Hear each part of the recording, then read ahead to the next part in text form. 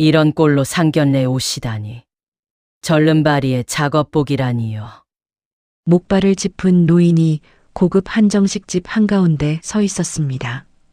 기름때 묻은 낡은 작업복 차림이었어요. 오른쪽 다리에는 의족이 달려 있었죠. 상대방 어머니가 코를 막으며 인상을 썼습니다. 냄새까지 나네요. 우리 아들이 불쌍해서 어떡해요. 딸이 눈물을 흘리며 아버지 앞에 섰어요. 아빠, 미안해요. 제가 미리 말씀드렸어야 했는데. 노인은 아무 말 없이 고개를 숙이고 있었습니다. 상대방 아버지가 냅킨을 던지듯 내려놓으며 일어섰어요. 이 결혼은 없던 걸로 합시다. 우리 집안 격에 안 맞습니다. 예비 사위는 끝내 입도 열지 못했습니다. 그렇게 상견례는 박살이 났어요. 하지만 그들은 몰랐습니다. 이 목발 짚은 노인이 누구인지를. 달빛 목욕탕입니다. 여러분의 구독과 좋아요가 큰 힘이 됩니다. 새벽 5시 경기도 화성 진성그룹 반도체 장비 공장이었습니다. 아직 해가 뜨지 않은 시간이었어요. 차가운 새벽 공기가 코끝을 스쳤죠. 그런데 공장 안에는 이미 불이 켜져 있었습니다.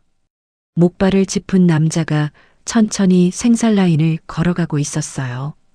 최동호, 67살의 진성그룹 회장이었습니다. 하얀 작업복에 안전모를 쓴 차림이었어요. 오른쪽 다리에는 의족이 달려 있었고 왼손에는 낡은 목발을 짚고 있었죠. 12살 때 교통사고로 다리를 잃은 뒤 55년을 이렇게 살아왔습니다. 기계들이 내는 규칙적인 소리가 공장을 가득 채웠어요. 웅웅거리는 소리, 찰칵거리는 소리. 동호에게는 그게 가장 편안한 음악이었습니다. 한 직원이 동호를 발견하고 허리를 굽혔어요. 회장님, 안녕하십니까? 동호가 손을 저었습니다. 아, 회장님은 무슨, 그냥 동호 씨라고 해. 몇 번을 말해.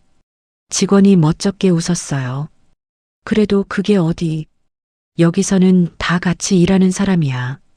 나도 기술자 출신이거든. 동호가 목발을 짚으며 다시 걸어갔습니다. 40년 전 이 공장을 세웠을 때부터 매일 새벽이면 현장을 돌아봤어요. 하루도 빠진 적이 없었죠. 동호에게는 딸이 하나 있었습니다. 최서연, 32살이었어요. 아내를 일찍 여의고 홀로 딸을 키웠습니다. 서연이가 7살 때 아내가 암으로 세상을 떠났죠. 그 뒤로 동호는 아버지이자 어머니 역할을 혼자 해왔어요. 그런데 서연이는 아버지가 대기업 회장인 줄 몰랐습니다. 동호가 일부러 숨겼거든요. 서연이가 어렸을 때 동호가 말했어요. 아빠는 공장에서 기계 고치는 일에. 그래서 맨날 작업복 입고 다니는 거야. 딸은 그 말을 그대로 믿었습니다. 아버지가 출퇴근할 때마다 기름때 묻은 작업복을 입고 있었으니까요. 목발 짚고 힘겹게 걸어가는 뒷모습을 보면서 서연이는 생각했어요. 우리 아빠는 장애인이지만 세상에서 가장 성실한 사람이라고. 왜 진실을 숨겼을까요? 이유는 간단했습니다. 딸이 돈 때문에 다가오는 사람을 만날까봐. 아버지 재산 보고 접근하는 사람을 만날까봐.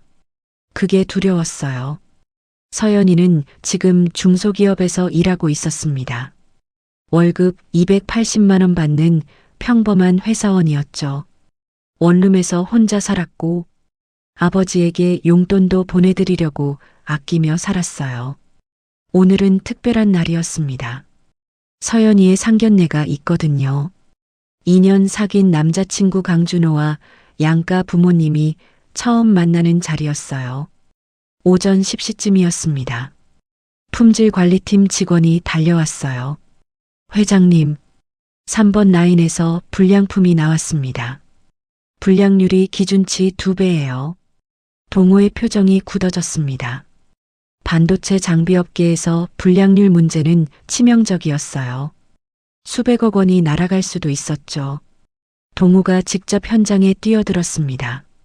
목발을 옆에 세워두고 의족으로 불편하게 중심을 잡으면서 기계를 뜯어보고 부품을 점검했어요. 시간이 얼마나 흘렀을까요? 문제를 해결하고 시계를 봤습니다. 오후 5시 10분이었어요. 상견례는 6시, 강남까지 40분 거리, 양복으로 갈아입을 시간이 없었습니다. 동우는 그대로 차에 올랐어요. 작업복 차림으로.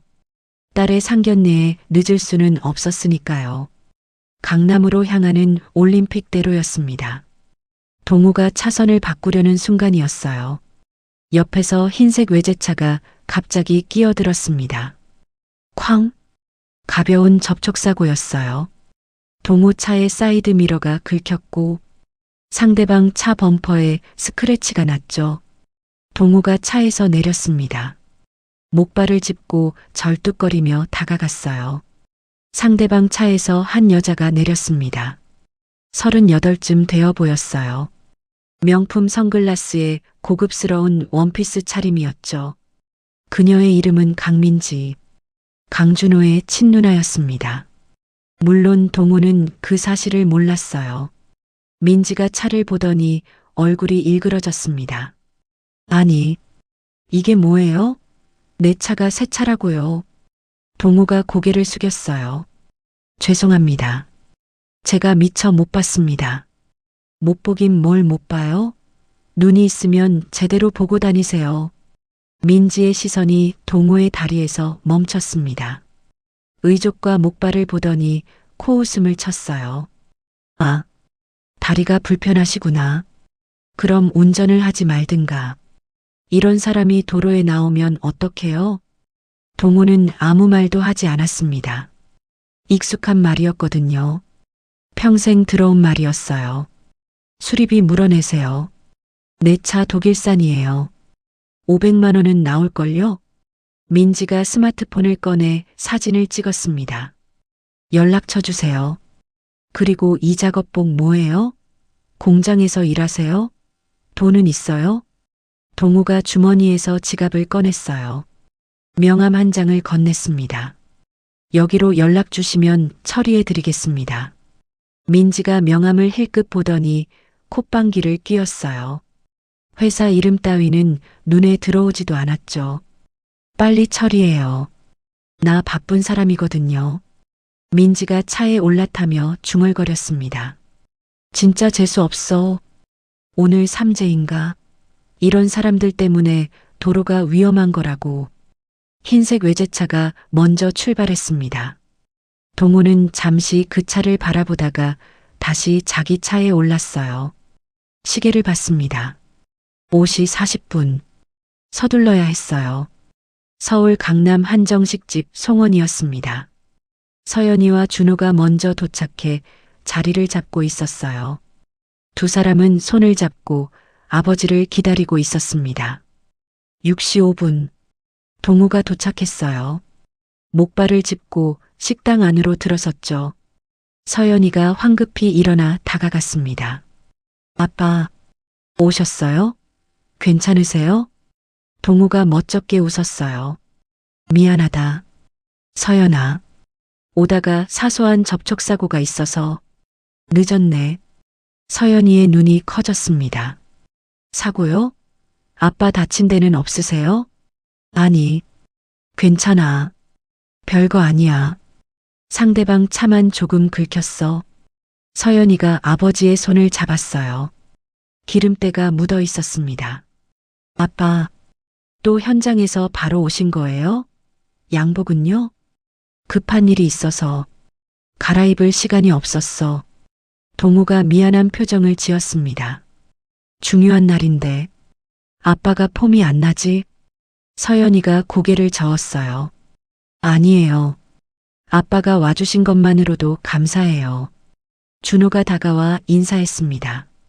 아버님, 안녕하십니까? 강준호입니다. 동우가 고개를 끄덕였어요. 그래, 반갑네. 우리 서연이 잘 부탁하네. 세 사람이 자리에 앉았습니다. 사돈 부모님은 아직 도착하지 않았어요. 시계가 6시 30분을 가리켰습니다. 그리고 6시 35분, 6시 40분. 사돈 부모님은 30분이나 늦게 도착했습니다. 6시 40분. 식당 문이 열렸습니다. 강태영과 박미숙 부부가 들어섰어요. 강태영은 짙은 네이비 정장에 금태 안경을 쓰고 있었습니다. 어깨를 쭉 펴고 거만한 걸음으로 걸어왔어요. 박미숙은 검은 한복을 차려입고 있었죠. 목에는 큼직한 진주 목걸이가 걸려 있었습니다. 준호가 황급히 일어났어요. 아버지, 어머니, 오셨어요? 강태영이 손목시계를 힐끗 봤습니다. 길이 좀 막혔네. 준호야, 자리 안내해라. 사과 한마디 없었습니다. 30분이나 늦었으면서요.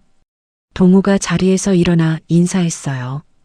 목발을 짚고 약간 불편하게 몸을 굽혔죠. 안녕하십니까? 서연이 아버지 최동호입니다. 강태영 부부의 시선이 동우를 훑쳤습니다. 기름때 묻은 작업복, 낡은 안전화, 그리고 오른쪽 다리의 의족과 목발. 박미숙의 미간이 먼저 찌푸려졌어요. 그녀가 남편에게 작은 목소리로 속삭였습니다. 여보, 저 사람 뭐야? 작업복이잖아. 강태영도 표정이 굳어졌어요. 명함을 꺼내려던 손이 멈췄습니다. 자리에 앉자마자 박미숙이 입을 열었어요. 저기, 실례지만 무슨 일 하세요? 동우가 담담하게 대답했습니다. 공장에서 일합니다. 기계 다루고 품질 관리하는 일이죠. 강태영이 코웃음을 쳤어요. 공장이요? 어떤 공장이요? 반도체 장비 쪽입니다. 아, 그래요. 강태영의 목소리에 실망이 묻어났습니다. 그가 명함을 테이블 위에 탁 내려놓았어요. 저는 대한물산 대표 강태영입니다. 연매출 500억 회사죠. 업계에서는 꽤 알려진 편이에요. 박미숙이 거들었습니다.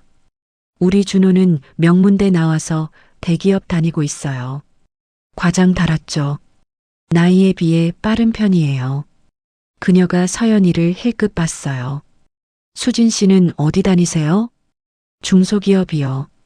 마케팅팀에서 일해요. 박미숙의 표정이 미묘하게 변했습니다. 아, 중소기업이요. 월급은 얼마나 받으세요? 280만 원 정도요. 강태영 부부가 눈빛을 교환했어요. 서로 같은 생각을 하고 있다는 표정이었죠. 박미숙이 다시 동호를 바라봤습니다. 실례인데 다리는 어쩌다 그렇게 되신 거예요? 서연이의 얼굴이 창백해졌어요. 어머님, 그건 동우가 담담하게 대답했습니다. 어릴 때 교통사고를 당했습니다. 12살 때요. 박미숙이 한숨을 내쉬었어요. 어머, 평생을 그렇게 사셨구나. 불편하셨겠다. 말은 위로 같았지만 그 속에 담긴 건 위로가 아니었습니다. 바로 그때였습니다. 식당 문이 벌컥 열렸어요. 한 여자가 환한 표정으로 들어섰습니다. 명품 선글라스를 이마 위로 올린 채 투덜거리며 걸어왔어요. 아, 진짜 오늘 삼재인가? 오다가 사고까지 나고 재수없어 죽겠네. 강민지였습니다. 아까 접촉사고를 낸 바로 그 여자였어요.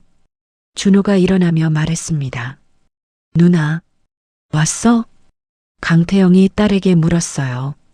민지야, 무슨 사고? 아, 오다가 어떤 절름발이 아저씨가 내 차를 긁었어. 진짜 짜증나. 장애인이면 운전을 하지 말든가. 그녀가 자리에 앉으려다가 멈췄습니다. 동우와 눈이 마주쳤어요. 민지의 얼굴이 일그러졌습니다. 아저씨잖아. 아까 그 아저씨. 동우는 아무 말 없이 고개만 살짝 끄덕였어요. 민지가 콧방귀를 뀌었습니다. 아, 세상 좁다. 진짜 아까 그 아저씨가 여기 왜 있어? 준호가 당황하며 말했어요. 누나, 이분이 서연이 아버님이셔. 뭐, 예, 아빠. 민지가 서연이를 위아래로 훑어봤습니다. 아, 그러니까 이런 집안이구나. 이해했어. 서연이의 손이 테이블 밑에서 주먹을 쥐었어요. 하지만 아무 말도 하지 못했습니다. 민지가 자리에 앉자마자 폭탄을 쏟아냈습니다. 아까 수리비 500만 원이라고 했잖아요. 잊지 마세요. 박미숙이 눈을 크게 떴어요. 뭐, 수리비가 500만 원? 민지야. 무슨 소리야? 아까 이 아저씨가 내 차 긁었거든. 새 차인데. 독일산. 강태영이 동호를 바라봤습니다. 눈빛이 차가워졌어요. 상견례 오는 날에 사고를 치셨네. 조심성이 없으신 거 아닙니까? 동호가 고개를 숙였어요. 죄송합니다. 급하게 오느라. 급하면 뭐합니까? 남의 차를 긁으면 안 되죠. 박미숙이 한숨을 쉬며 말했습니다. 이래서 장애인들은 운전하면 안 된다니까. 위험하잖아요. 서연이가 벌떡 일어섰어요. 어머님, 지금 뭐라고 하신 거예요? 강태영이 손을 저었습니다. 앉아요. 수진 씨, 집안 어른들 얘기하는데 끼어들면 안 되지. 서연이의 눈에 눈물이 고였습니다. 하지만 준호는 여전히 아무 말도 하지 않았어요. 그저 고개만 숙이고 있었죠. 민지가 부채질했습니다.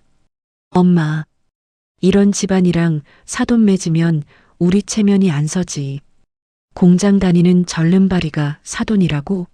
상상만 해도 끔찍하다. 동호는 묵묵히 물만 마셨습니다. 주먹을 꽉 쥐고 있었지만 딸 앞에서 화를 낼 수는 없었어요. 서연이의 뺨으로 눈물이 흘러내렸습니다. 아빠, 미안해요. 제가 미리 말씀드렸어야 했는데. 동호가 딸의 손을 잡았어요. 괜찮아. 서연아. 아빠는 괜찮아. 하지만 괜찮지 않았습니다. 딸이 이런 취급을 받는 게 아버지 때문이라는 게 가슴이 찢어지는 것 같았어요. 강태영이 젓가락을 내려놓았습니다. 솔직히 말씀드리죠. 처음부터 좀 걸렸어요. 그가 동호를 똑바로 바라봤어요. 우리 아들은 명문대의 대기업 과장이에요. 앞으로 임원도 달 사람입니다. 근데 장인 어른이 이런 모습이시면 우리 체면이 안 서요. 박미숙이 맞장구 쳤습니다. 맞아요. 솔직히 장애인 사도는 좀 그래요.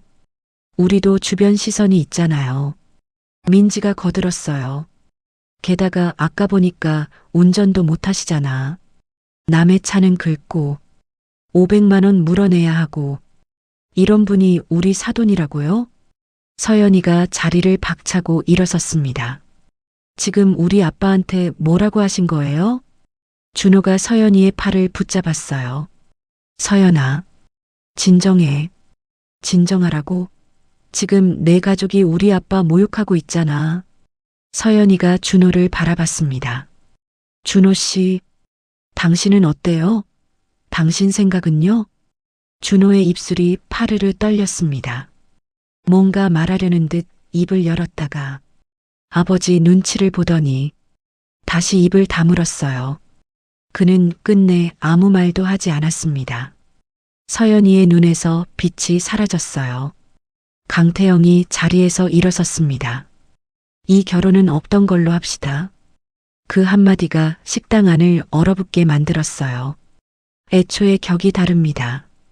환경도 다르고 집안도 다르고 우리 집안하고는 안 맞아요. 박미숙도 가방을 챙기며 말했습니다. 수진 씨 탓은 아니에요. 환경이 너무 달라서 그래요. 민지가 일어나며 동호를 바라봤어요. 아, 수리비 잊지 마세요. 연락드릴게요. 세 사람이 먼저 일어섰습니다. 준호는 잠시 망설이다가 결국 가족을 따라 일어섰어요. 서연이가 준호에게 다가갔습니다. 준호 씨, 정말 이렇게 갈 거예요? 2년 동안 한 말들 전부 거짓이었어요?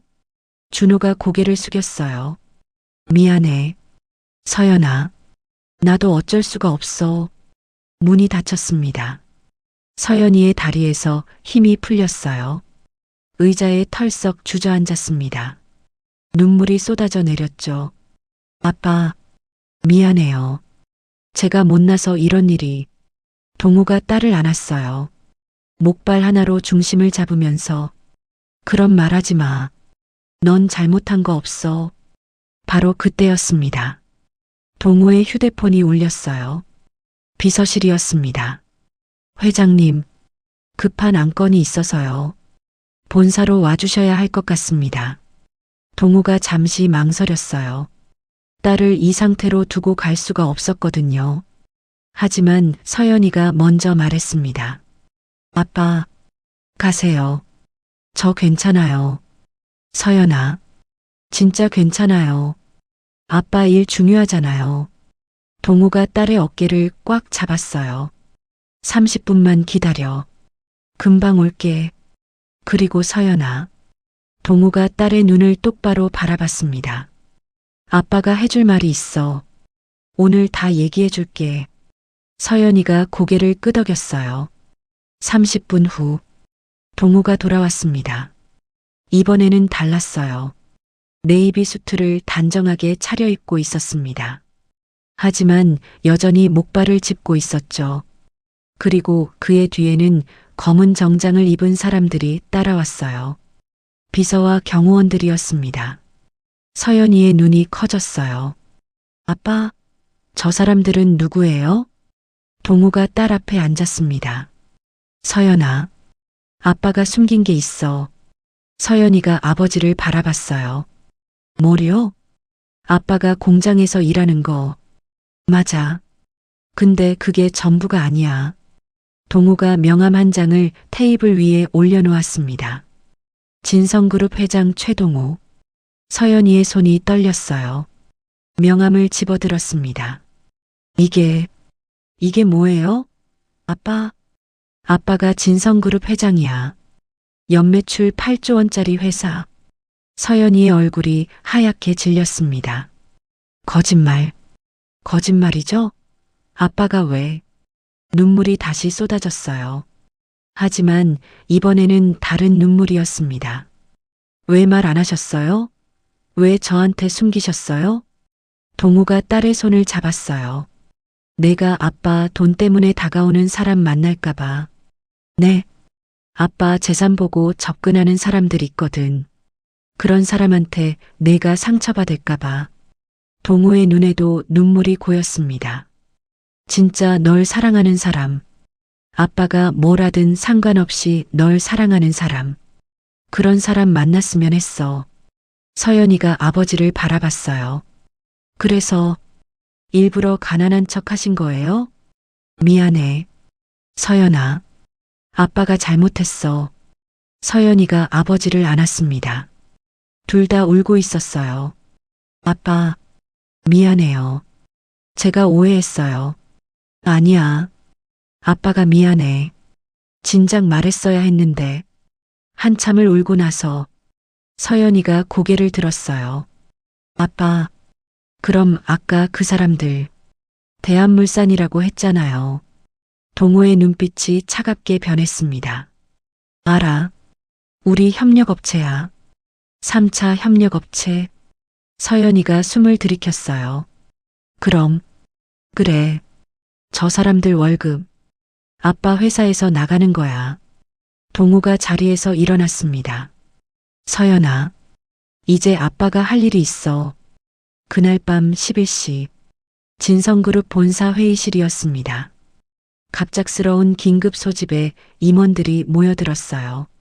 모두 긴장한 표정이었죠. 한밤중에 회장이 직접 소집을 걸다니. 동우가 상석에 앉았습니다. 목발을 옆에 세워두고 차가운 눈빛으로 임원들을 바라봤어요. 오늘 여러분께 조사를 지시하겠습니다. 임원들이 고개를 숙였어요. 대한물산, 그리고 한빛코스메틱. 이 두 회사에 대한 모든 자료를 수집해 주세요. 기획실장이 물었습니다. 대한물산은 저희 3차 협력업체 아닙니까? 무슨 일이 있으십니까? 있어요.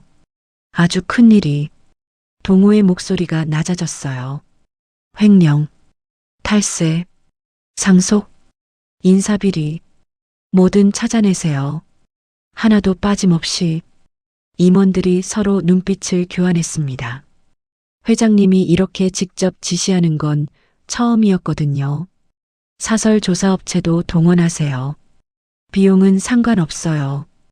동호가 일어섰습니다. 일주일 안에 보고받겠습니다. 다음 날부터 조사가 시작됐습니다. 진성그룹의 조사팀이 움직였어요. 회계자료, 세무자료, 인사기록, 계약서, 모든 것을 뒤졌습니다. 사설 조사업체도 투입됐어요. 대한물산 강태영과 한빛코스메틱 강민지에 대한 뒷조사가 시작됐죠. 강준호에 대한 조사도 진행됐습니다. 그의 회사 생활, 인간관계, 모든 것이 조사 대상이었어요. 사흘 만에 첫 번째 보고가 올라왔습니다. 회장님, 대한물산 건입니다. 조사팀장이 서류를 펼쳤어요. 작년 회계 자료를 분석한 결과 약 30억 원의 횡령 정황이 발견됐습니다. 동호의 눈이 가늘어졌어요. 계속해요. 강태영 대표가 회사 자금을 개인 계좌로 빼돌린 흔적이 있습니다. 가족명의 부동산 구입에 사용된 것으로 보입니다. 동호가 고개를 끄덕였습니다. 한빛코스메틱은요? 강민지 대표 건도 비슷합니다. 허위 매출 계산과 세금 탈루 정황이 있습니다. 추정 금액은 약 15억 원입니다. 동호의 입꼬리가 살짝 올라갔어요. 더 파세요. 증거 확보 철저히 하고요. 닷새째 되는 날이었습니다. 조사팀장이 급하게 찾아왔어요. 표정이 심상치 않았습니다. 회장님, 강준호 건에서 예상치 못한 게 나왔습니다. 동호가 고개를 들었어요. 뭔데요? 강준호가 2년 전부터 회사 비서와 만나고 있었습니다. 동호의 표정이 굳어졌습니다. 뭐라고요? 사설 조사업체에서 확인한 겁니다. 사진 자료도 확보했습니다. 조사팀장이 사진을 테이블 위에 올려놓았어요. 강준호와 젊은 여자가 함께 있는 사진이었습니다. 고급 레스토랑에서, 호텔 로비에서 손을 잡고 걷는 모습까지. 동호의 주먹이 테이블을 쳤습니다. 저 자식이 2년이었습니다. 서연이와 사귀는 2년 내내 다른 여자를 만나고 있었던 거예요. 동호의 눈빛이 차갑게 가라앉았습니다. 자료 더 확보해요. 영상도, 녹음도, 뭐든 다. 그날 저녁이었습니다. 동호가 서연이를 불렀어요. 본사 회장실이었습니다. 서연이가 들어왔어요. 아직 눈이 부어 있었습니다. 며칠 동안 많이 울었나 봐요. 아빠, 부르셨어요? 동호가 자리를 권했습니다. 앉아. 서연아, 할 말이 있어. 서연이가 아버지 맞은편에 앉았어요. 동호가 사진을 테이블 위에 올려놓았습니다. 이거 봐야 해. 서연이가 사진을 집어들었어요. 한 장, 두 장, 세 장. 손이 떨리기 시작했습니다. 이게 뭐예요? 아빠, 강준호와 다른 여자가 함께 있는 사진이었어요. 준호가 2년 전부터 회사 비서를 만나고 있었어. 서연이의 얼굴이 하얗게 질렸습니다. 2년 전이요? 그럼 저랑 사귀면서 계속? 그래. 처음부터 끝까지. 사진이 서연이의 손에서 떨어졌어요. 그녀는 한참 동안 아무 말도 하지 못했습니다. 그리고 천천히 고개를 들었어요. 눈물은 없었습니다. 대신 분노가 있었죠. 아빠, 서연이의 목소리가 단단해졌어요. 저도 도와드릴게요. 저 사람들 가만 안 둘 거예요. 동우가 딸의 손을 잡았습니다. 아니야. 서연아. 이건 아빠가 할게. 왜요? 넌 그냥 잘 살면 돼. 복수 같은 거 신경 쓰지 말고. 서연이가 고개를 저었어요. 아빠, 저도 당한 거예요. 저도 할 권리가 있어요. 동우가 딸을 바라봤습니다. 그 눈빛에는 아버지를 닮은 강단이 있었어요. 알았어. 그럼 같이 하자. 부녀가 서로 손을 잡았습니다. 복수가 시작되려 하고 있었어요. 일주일 후였습니다. 진성그룹 본사 20층 대회의실 윤리위원회가 소집됐어요. 길고 반듯한 테이블 주위로 임원들이 자리를 잡았습니다. 모두 긴장한 표정이었죠. 동우가 상석에 앉았어요. 오늘 안건은 협력업체 윤리 재검토입니다. 기획실장이 서류를 펼쳤습니다. 대한물산 3차 협력업체입니다. 조사 결과 약 30억 원의 횡령 정황이 확인됐습니다. 임원들 사이에서 웅성거림이 퍼졌어요. 또한 허위 매출 계산과 세금 탈루 혐의도 있습니다. 국세청 고발 요건을 충족합니다. 동우가 고개를 끄덕였습니다. 표결하겠습니다. 대한물산 계약 해지 및 수사기관 고발안 찬성하시는 분 손이 하나둘 올라갔어요. 만장일치였습니다. 가결되었습니다. 같은 날 오후였습니다. 한빛 코스메틱에 대한 조치도 이뤄졌어요. 강민지의 회사였죠. 세무조사 의뢰가 들어갔습니다. 허위 매출과 세금 탈루 혐의였어요. 며칠 후 국세청 조사관들이 한빛 코스메틱에 들이닥쳤습니다. 강민지는 패닉 상태에 빠졌어요.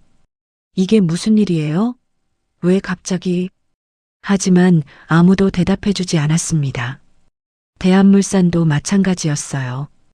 그날 아침 강태영이 출근하자마자 전화벨이 울렸습니다. 거래처였어요.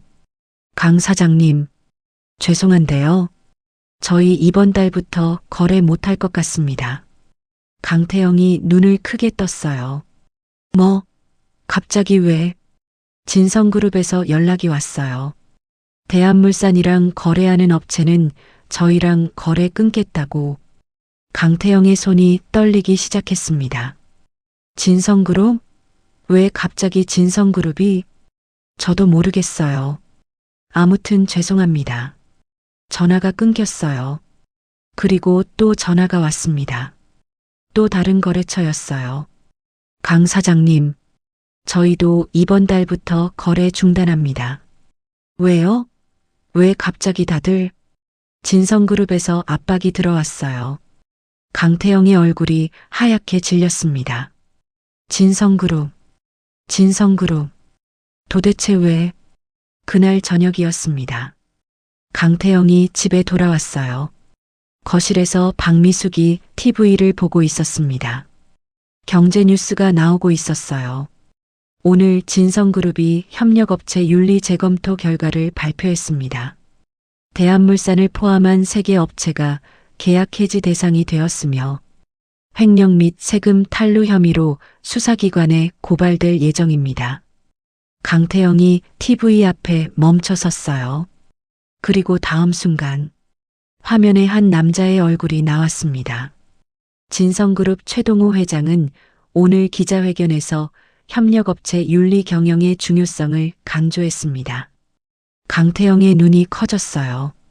화면 속 남자가 마이크 앞에 서 있었습니다. 단정한 네이비 수트를 입고 왼손에는 목발을 짚고 있었죠. 오른쪽 다리에는 의족이 달려 있었어요. 짧게 깎은 흰머리, 깊은 주름이 새겨진 각진 얼굴, 그을린 피부. 그 얼굴은 일주일 전 상견례장에서 봤던 바로 그 얼굴이었습니다. 강태영의 입에서 신음이 흘러나왔어요.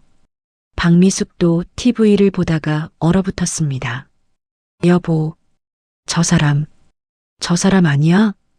강태영이 소파에 털썩 주저앉았어요. 미쳤어. 그가 떨리는 손으로 얼굴을 감쌌습니다. 그 작업복 입은 절름발이가 진성그룹 회장이었어? 박미숙의 얼굴도 하얗게 질렸어요. 그럼 우리가 그날 그 사람한테 둘은 서로를 바라봤습니다. 그날 했던 말들이 떠올랐어요. 절름발이라고 했습니다. 장애인이 운전하면 안 된다고 했죠. 우리 집안 체면이 안 선다고 했어요. 이 결혼은 없던 걸로 하자고 했습니다. 그 모든 말들이 연매출 8조 원짜리 대기업 회장한테 강태영의 다리에서 완전히 힘이 빠졌어요. 끝났어. 우리 완전히 끝났어. 바로 그때 현관문이 벌컥 열렸습니다. 강민지가 뛰어들어왔어요. 얼굴이 눈물범벅이었습니다. 아빠, 이게 뭐야? 왜 세무조사가 들어와? 강태영이 딸을 바라봤어요. 너도 봤어? 뭘? TV. 진성그룹 회장. 민지가 TV를 바라봤습니다. 아직도 최동호의 얼굴이 화면에 나오고 있었어요. 민지의 눈이 커졌습니다. 저 사람 그날 그 아저씨잖아. 내 차 긁은. 박미숙이 울먹였어요. 그래. 그 사람이 진성그룹 회장이었어. 민지의 얼굴이 새하얗게 변했습니다. 거짓말이지? 그 작업복 입은 절름발이가? 강태영이 고개를 저었어요. 거짓말이 아니야. 우리가 큰일 났어. 민지가 그 자리에 주저앉았습니다. 그녀도 떠올랐어요. 그날 했던 말들이 절름발이 아저씨라고 했습니다. 장애인이면 운전하지 말라고 했죠. 수리비 500만 원 내라고 했어요. 이런 사람 때문에 도로가 위험하다고 했습니다. 그 말을 들은 사람이 진성그룹 회장이었다고요? 민지가 두 손으로 얼굴을 감쌌어요.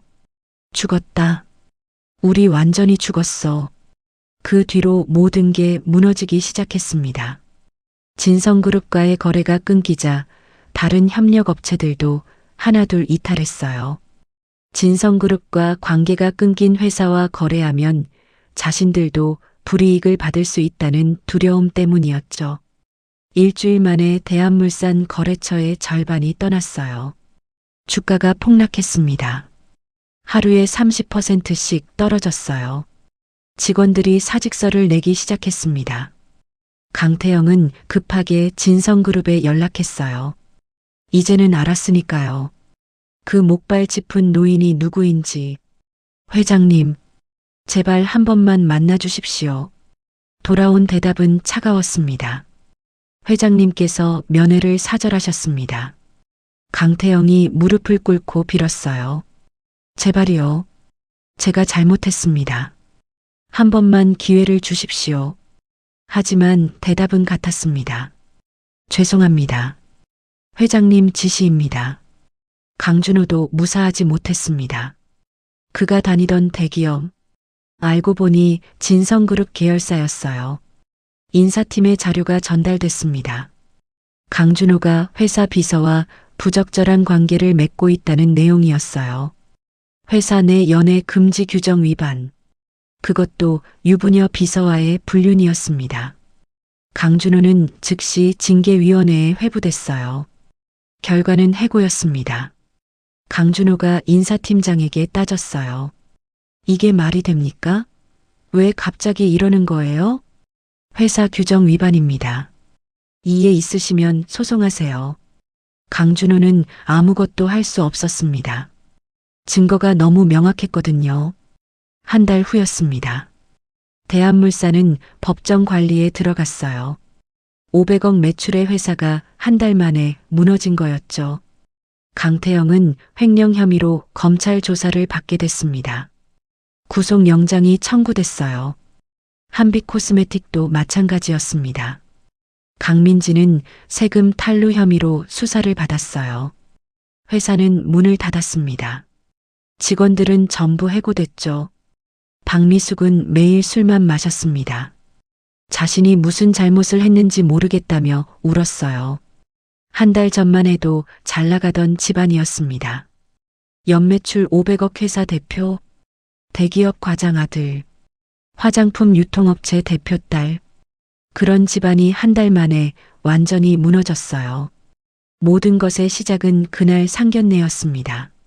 목발 짚은 노인을 무시한 대가, 장애인이라고 조롱한 대가, 작업복 입었다고 경멸한 대가, 그게 이렇게 돌아온 거였습니다. 어느 날 저녁이었습니다. 동호의 집 앞에 낯익은 얼굴이 서 있었어요. 강태영이었습니다. 한 달 전과는 완전히 다른 모습이었어요. 머리는 헝클어져 있었고 눈 밑에는 다크서클이 짙게 내려앉아 있었습니다.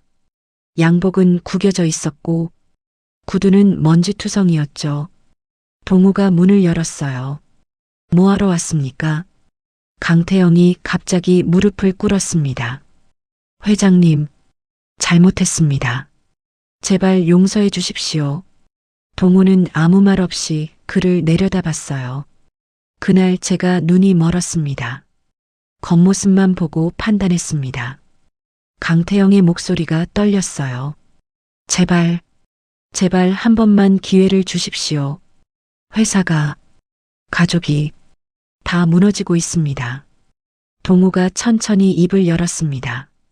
그날 뭐라고 하셨죠? 강태영이 고개를 숙였어요. 죄송합니다. 절름발이라고 하셨죠. 장애인이 운전하면 안 된다고, 우리 집안 체면이 안 선다고. 동우의 목소리가 차가웠습니다. 그때는 왜 그러셨습니까? 제가 잘못했습니다. 잘못한 거 아시면서 왜 그러셨어요? 강태영이 울기 시작했어요. 아내가 시켰습니다. 미숙이가 저런 사도는 안 된다고, 체면이 안 선다고. 동우의 눈썹이 올라갔습니다. 아내 탓이요? 네. 저도 처음에는 괜찮다고 했는데 미숙이가 계속. 동우가 한숨을 쉬었어요. 강 사장, 아직도 모르시네요. 그가 강태영을 똑바로 바라봤습니다. 문제는 누가 시켰느냐가 아니에요. 그 자리에서 아무 말도 안 하고 동조한 게 문제인 거예요. 강태영이 고개를 더 숙였어요. 사람이 누군가를 모욕할 때 방관하는 것도 똑같은 죄예요. 강 사장은 방관한 게 아니라 앞장섰잖아요. 강태영이 손을 내밀었습니다. 제발 회사만이라도 살려주십시오. 직원들이 300명입니다. 그 가족들까지 하면 1000명이 넘어요. 동우가 잠시 침묵했습니다. 300명의 직원. 그건 사실이었어요. 강태영 때문에 죄 없는 직원들이 피해를 보고 있었죠. 동우가 입을 열었습니다. 직원들은 안 됐네요. 그럼. 하지만 강 사장 때문에 안 되는 거예요. 강 사장이 회사를 말아먹은 거지. 내가 한 게 아닙니다. 동우가 문을 잡았어요. 돌아가세요. 더 드릴 말씀 없습니다. 회장님, 제발. 그리고 강 사장. 동우가 마지막으로 말했습니다. 다음에는 사람 겉모습 보고 판단하지 마세요. 그게 오늘 배워야 할 교훈입니다. 문이 닫혔습니다. 며칠 후였습니다. 이번에는 강민지가 찾아왔어요. 그녀의 모습도 한 달 전과는 완전히 달랐습니다. 명품 옷 대신 평범한 티셔츠를 입고 있었어요. 화장기 없는 얼굴이 초췌해 보였죠. 아저씨, 민지가 동우 앞에 섰습니다. 아니, 회장님. 그녀가 고개를 숙였어요. 죄송했습니다. 그날 제가 너무 심했어요. 동우는 대답하지 않았습니다. 절름발이라고 한 거, 운전하지 말라고 한 거, 다 잘못했습니다. 민지의 눈에 눈물이 고였어요. 제발 아버지 회사만 살려주세요. 아버지가 구속되면 우리 가족은 끝이에요. 동우가 천천히 입을 열었습니다. 그날 수리비 500만 원이라고 하셨죠. 민지가 움찔했어요. 장애인이 운전하면 안 된다고. 이런 사람 때문에 도로가 위험하다고. 동호의 목소리가 낮아졌습니다. 내가 500만 원 없어 보였어요? 돈이 문제가 아니었잖아요. 사람을 무시한 거잖아요. 민지가 울기 시작했어요. 잘못했어요. 진짜 잘못했어요. 알아요. 근데 그건 그때 하셨어야죠. 동우가 돌아섰습니다. 돌아가세요. 더 드릴 말씀 없습니다. 민지가 무릎을 꿇었어요. 회장님, 제발, 제발이요. 하지만 동우는 뒤돌아보지 않았습니다. 문이 닫혔어요. 그날 밤이었습니다. 서연이의 휴대폰이 울렸어요. 강준호였습니다. 서연이가 전화를 받았어요. 여보세요. 서연아. 나야. 준호야. 준호의 목소리가 떨리고 있었습니다. 서연아. 미안해. 진짜 미안해. 뭐가요? 다 미안해. 그날 아무 말도 못한 것도. 그리고 잠시 침묵이 흘렀어요. 다른 여자 만난 것도. 서연이의 표정이 굳어졌습니다. 알고 있었어요? 응. 아버지가 보여줬어. 서연이가 한숨을 쉬었어요. 2년 동안이었더라고요. 처음부터 끝까지. 서연아, 잘못했어. 진짜 잘못했어. 한 번만 용서해줘. 서연이가 창밖을 바라봤습니다. 준호 씨, 응. 저 그날 물어봤잖아요. 당신 생각은 어떠냐고. 준호가 침묵했어요. 그때 한마디만 해줬으면 됐어요. 근데 못하셨잖아요. 서연아. 그리고 2년 동안 다른 여자 만나면서 저한테는 사랑한다고 했잖아요. 서연이의 목소리가 단단해졌습니다. 용서요?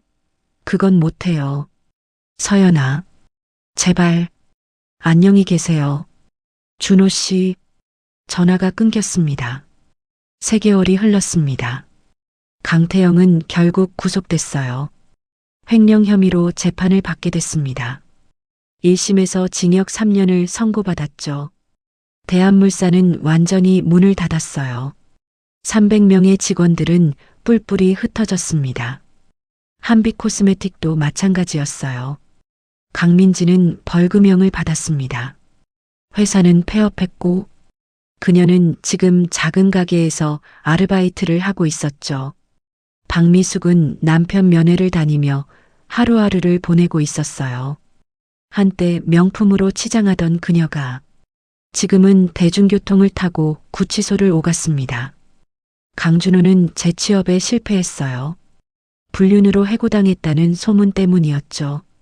그는 지금 부모님 집에 얹혀 살며 취업 준비를 하고 있었습니다. 한 달 전 그 오만하던 가족이 완전히 무너진 거였어요. 서연이도 많이 변했습니다.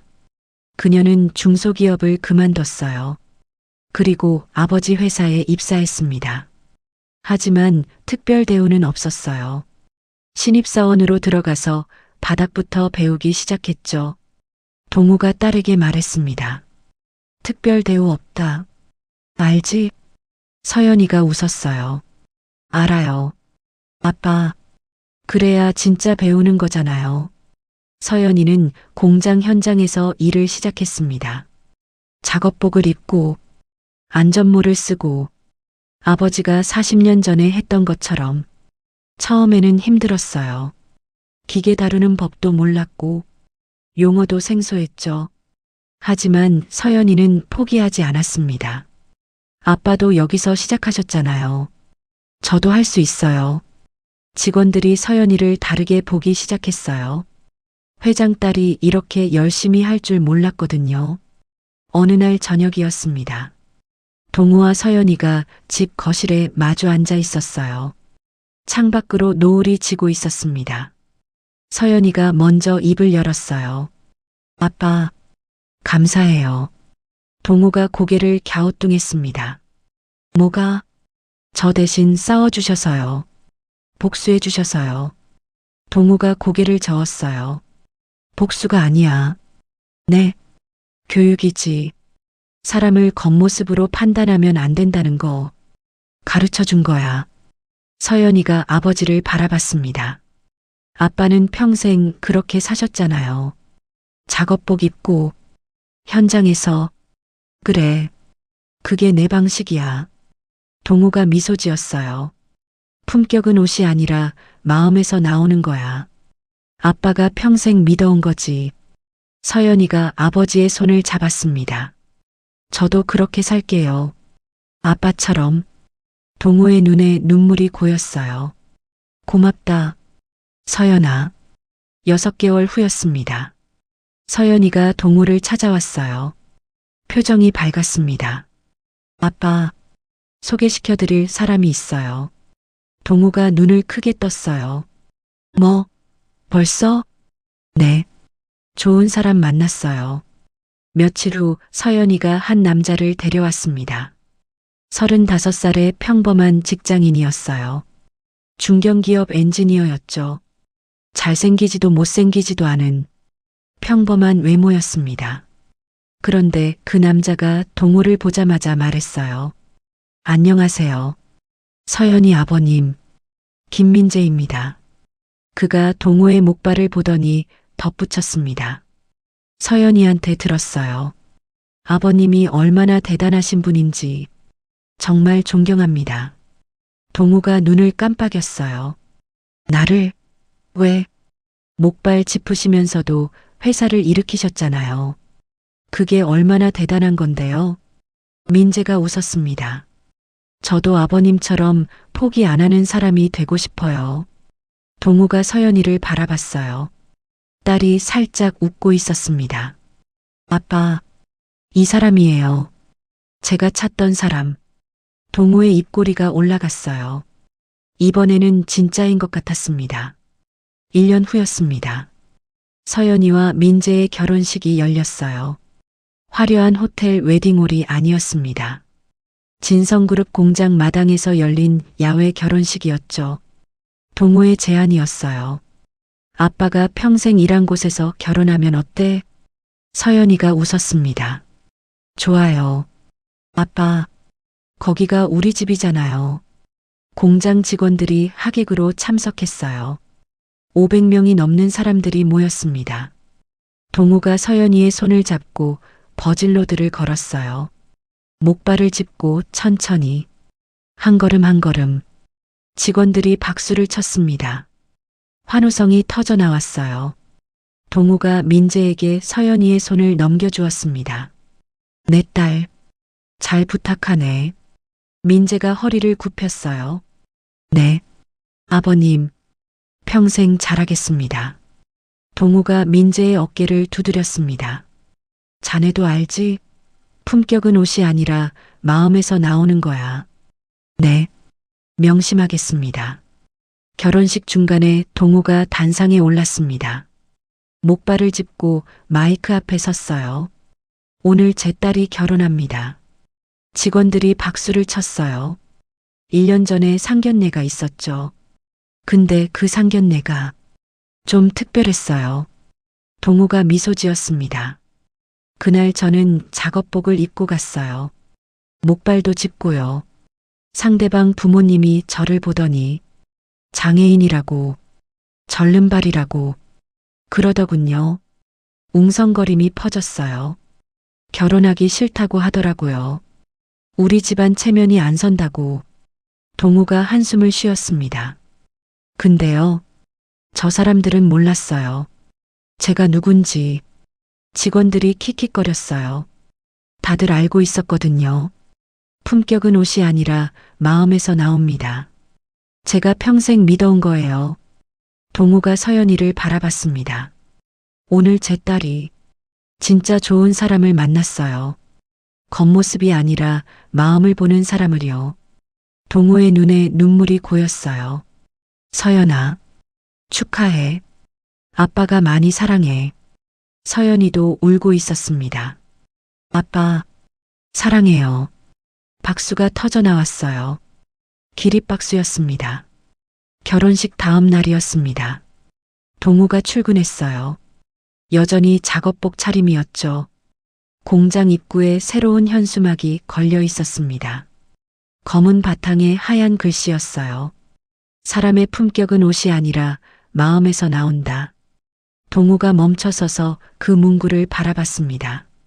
40년 전 이 공장을 세웠을 때부터 믿어온 말이었어요.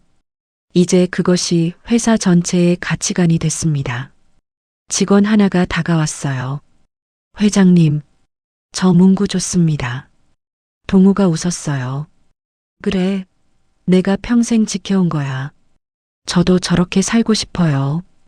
동우가 직원의 어깨를 두드렸습니다. 그래, 같이 그렇게 살자. 또다시 새벽 5시가 됐습니다. 동우가 공장에 나왔어요. 여전히 작업복 차림이었죠.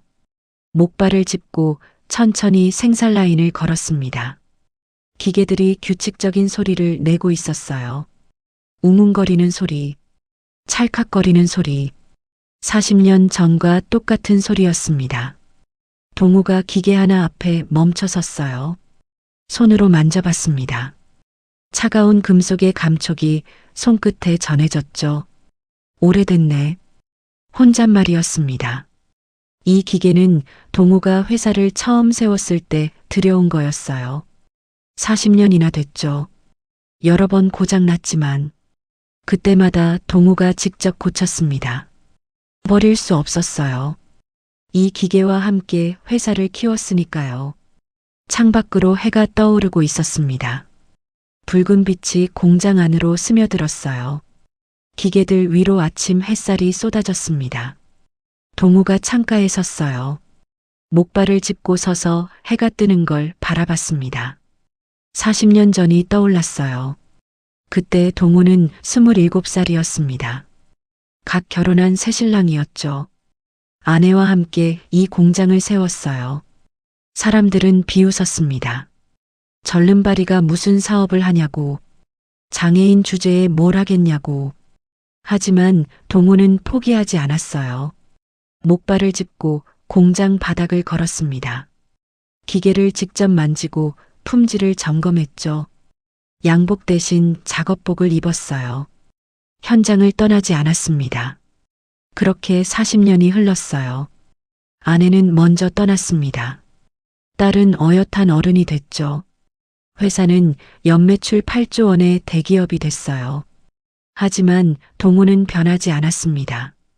여전히 새벽마다 현장을 돌았고 여전히 작업복이 양복보다 편했죠. 동우가 공장 옥상으로 올라갔습니다. 목발을 짚고 천천히 계단을 올랐어요. 난간에 기대어 아침 햇살을 받았습니다. 저 멀리 서울 시내가 보였어요. 고층 빌딩들이 빛나고 있었죠. 품격은 꾸미는 게 아니라 지키는 거야. 동우가 중얼거렸습니다. 세상은 겉모습으로 사람을 판단해요. 옷을 보고, 차를 보고, 집을 보고, 다리가 멀쩡한지 아닌지를 보고, 하지만 진짜 가치는 보이지 않는 곳에서 나옵니다. 어떤 마음으로 살아가는지, 어떤 신념을 지키는지, 어떻게 사람을 대하는지, 그게 품격이에요. 동우가 목발을 꽉 잡았습니다. 내일도 현장 가야지. 미소가 번졌어요. 40년을 지켜온 자리였습니다. 앞으로도 지킬 자리였죠. 목발을 짚고 걸어가는 뒷모습 위로 아침 햇살이 쏟아졌습니다. 세상은 그를 장애인이라 불렀습니다. 절름발이라고 조롱했죠. 하지만 그는 포기하지 않았어요. 목발을 짚고 현장을 지켰습니다. 40년 동안 한결같이, 그리고 마침내 세상이 알게 됐어요.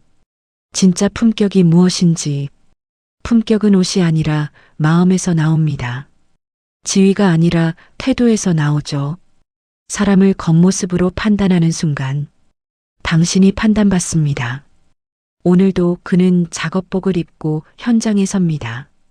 목발을 짚고, 하지만 누구보다 당당하게. 그것이 최동호라는 사람의 품격입니다.